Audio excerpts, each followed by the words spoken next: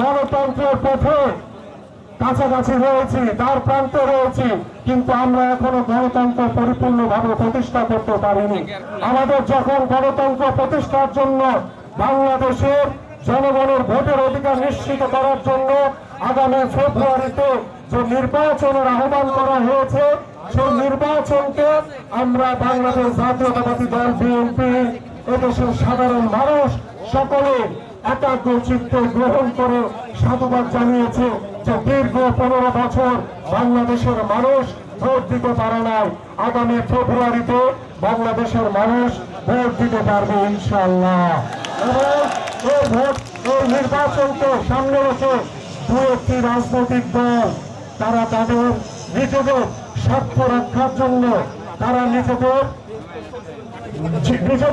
নিজস্ব এজেন্ডা বাস্তবায়ন করার জন্য তারা এই নির্বাচনকে পিছিয়ে দেওয়ার জন্য, নির্বাচনকে বানচাল করার জন্য বাংলাদেশের মানুষের বিরুদ্ধে গিয়ে তারা বিভিন্ন ষড়যন্ত্র এবং নির্বাচনকে বানচাল করার জন্য বিভিন্ন ষড়যন্ত্র করে যাচ্ছে প্রিয় নেতৃবৃন্দ।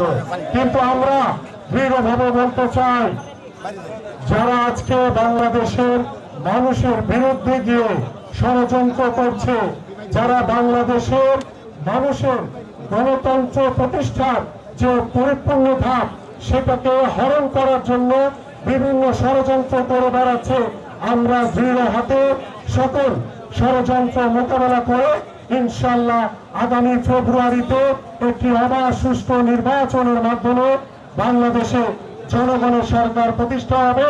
সেই জনগণের সরকার বাংলাদেশের জনগণের কাছে জবাবদিহিতা করবে এবং আমরা দীর্ঘ 15 বছরের যে আন্দোলন, যে সংগ্রাম, বাংলাদেশের মানুষের গণতন্ত্র প্রতিষ্ঠার জন্য যে সংগ্রাম, আমাদের প্রিয় নেত্রী দেশনেত্রী বেগম খালেদা জিয়ার যে সংগ্রাম, আমাদের প্রিয় নেতা বিএনপির ভারপ্রাপ্ত চেয়ারম্যান জনাব তারেক রহমানের যে সংগ্রাম, বাংলাদেশ জাতীয়তাবাদী দল বিএনপি সহ বাংলাদেশের আপামর সাধারণ মানুষের যে সংগ্রাম, সেই সংগ্রামের মাধ্যমে আমরা আগামী ফেব্রুয়ারিতে একটি অবাধ সুষ্ঠু নিরপেক্ষ নির্বাচনের মাধ্যমে জনগণের সরকার প্রতিষ্ঠা করবে এই প্রত্যাশা ব্যক্ত করে এবং আজকে আমার ঢাকা মহানগর উত্তর বিএনপির সকল নেতৃবৃন্দ, অঙ্গ এবং সহযোগী সংগঠনের সকল নেতৃবৃন্দকে আন্তরিকভাবে ধন্যবাদ এবং কৃতজ্ঞতা জানিয়ে আমি আমার বক্তব্য শেষ করছি।